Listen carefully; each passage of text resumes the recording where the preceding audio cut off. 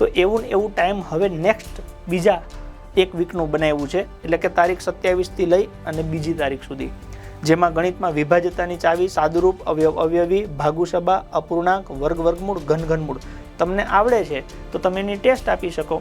તમારે રિવિઝન કરવું છે તો ઘરે બેઠા તમે રિવિઝન પણ કરી શકો, અને ભણવું છે તો તમે ભણી શકો છો. એવી રીતના રિઝનિંગમાં અંક શ્રેણી, અક્ષર શ્રેણી, વર્ગીકરણ, કોડિંગ ડિકોડિંગ, ઘડિયાળ, લુપ્ત સંખ્યા, વેન આકૃતિ અને ઘન પાસા.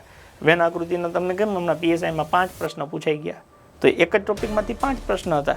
એવી રીતના બંધારણમાં ધારાસભા, કારોબારી માટે 2 દિવસ, ન્યાયતંત્ર, અગત્યના પંચો, શબ્દો અને સમિતિઓ. ભૂગોળમાં જમીન અને અલગ અલગ સંપત્તિઓ, ખનિજ સંપત્તિ, કૃષિ સંપત્તિ, મત્સ્ય સંપત્તિ, વન સંપત્તિ, ઉદ્યોગો, ગૃહ ઉદ્યોગો અને અલગ અલગ માધ્યમો. ત્યારબાદ ભારતના રાજ્ય રાજધાની, ગુજરાતની ભૂગોળ પતે એટલે તરત જ ભારતની ભૂગોળ, એટલે આખો ભૂગોળ વિષય પૂરો થઈ જાય. ભારતના રાજ્ય રાજધાની, ભારતના અગત્યના ટેબલો, ભારતની ભૂપૃષ્ઠ, ભારતની નદીઓ. તો આ દરેકમાંથી એક એક પ્રશ્ન પૂછાય એટલે રોજની 4-4 માર્ક્સની તૈયારી થાય.